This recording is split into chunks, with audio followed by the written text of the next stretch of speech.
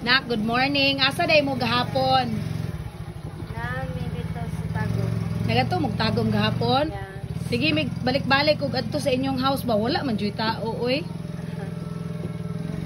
Kay magkuan unta mi, order unta mig milkshake kay perting inita niya wala jud tao. Nya daghan pud mo customer gahapon. So nagunsa mo tagom gahapon? Kuan, ang papa na ko na ang dari na ko na siya kuan bahin sa among meeting dito. So na-talk siya dito. Unya, after that na hospitality sila na-offer sila sa mga snacks. Kaya of course nga na sa among mga brothers and sisters.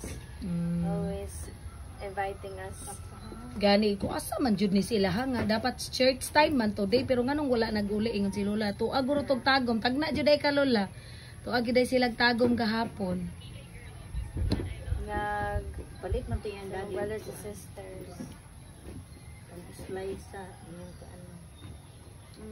Pero naimi kuan lahi na toyo dito. Gikuan na lang gi unsa na kanang gi Wala mi na meeting dito sa Laak. ay didto jud mo sa tagom ay from house to tagom na Yeah.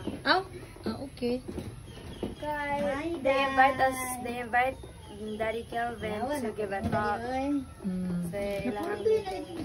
Like a speech, pero dili siya speech. say maayong buntag sa tanan. May buntag. Johanna is sick today guys. Say hi Jojo.